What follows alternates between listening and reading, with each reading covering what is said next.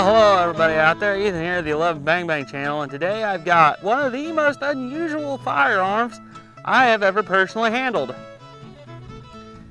This is an unknown mystery, no clue who made it or anything, Underhammer 45 caliber percussion cap gun. This model, I believe, is based off of the New England traveling gun, kind of, except for this one's got a really weird forestock on it. Once again, I've never fired this gun. This gun was actually given to me as a gift pretty much from my local gun guy at my gun store. So let's go ahead and I'm going to load this thing up right quick. Let's see here. I'm going to use some 2F here and load about 45 grains. We're making a pretty light charge here. And we'll pour that down the barrel. There we go, about 45 grains. Let's go ahead and let's patch a round ball. This is the first time you're ever going to see me do this on this channel. So sprue up, push that in there, a little more. I have a feeling this is going to be a very pleasurable gun to shoot. Like I said, I've never personally fired it.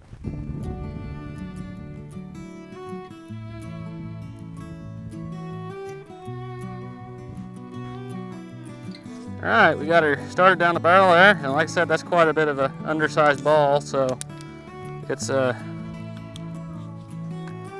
little easy to run down the barrel.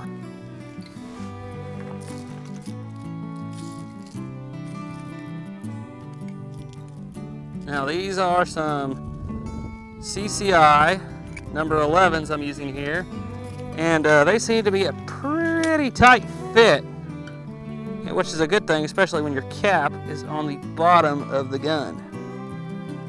Now, let's see here. About gotta have 5 hands to do this.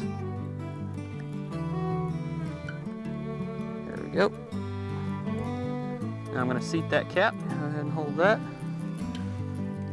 A lot of people are gonna lose their mind when they see me doing this, but this is how you get them to seat. All right, and we should be about ready to fire. Let's go ahead and try to hit that gong over there. First time firing this thing. Oh, that thing has no recoil. And that has got a very nice trigger. I know I missed, but wowie, that's fun. And the cap popped right off whenever I was done. Cool. Cool. Okay, let's try that again. All right, we've actually got a much tighter fitting ball and patch in now. Let's try this.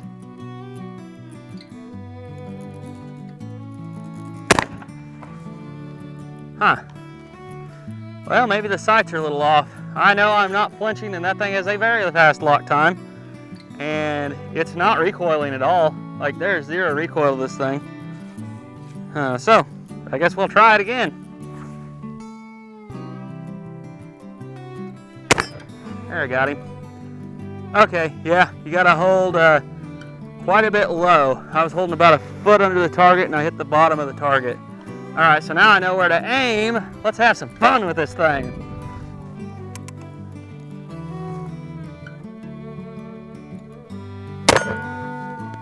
Go for it.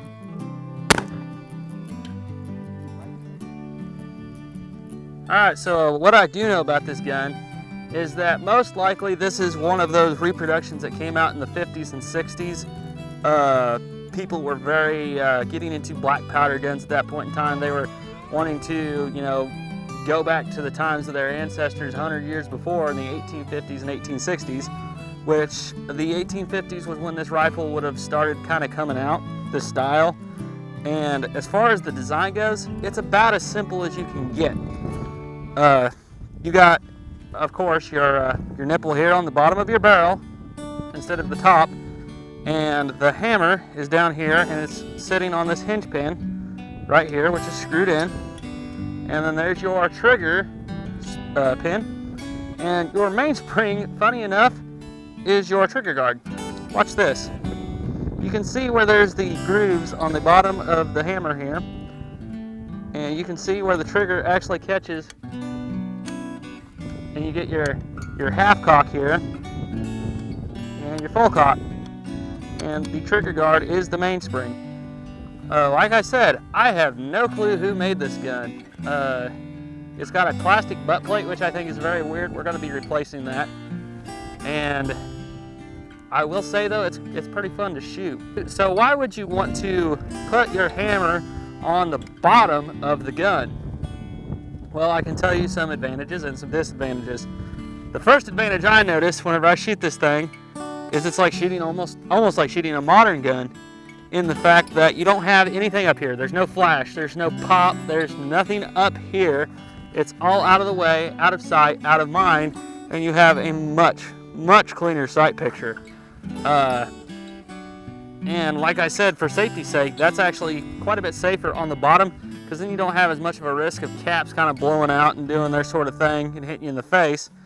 And it does make it for in my opinion, a much cleaner sight picture. Now, some disadvantages are going to be the fact that this thing makes it a little bit more of a pain to load, because you got to turn it upside down and everything. And if you have an undersized cap or an oversized cap, if you cock that back, the cap could just fall off. So you want to have the right size caps. I will say these CCI number 11s are actually a touch too small, so you might want to go up a size. So what are my thoughts on this gun exactly? Has a nice trigger. The gun's very light. It's going to be very easy to clean, because I'm not going to do it here, but all you got to do to take this gun down is pull your hammer back and untwist your barrel, and then twist it back on until the nipple lines up with the hammer. So yeah, this is a pretty fun little gun, and this is probably going to be a gun I give to my son when he gets a little older, just because it's so low in recoil and it's just so fun to shoot, so light and handy. But anyhow, well, that's about all I got for you today. So as always, trust in God, keep your powder dry. Bye.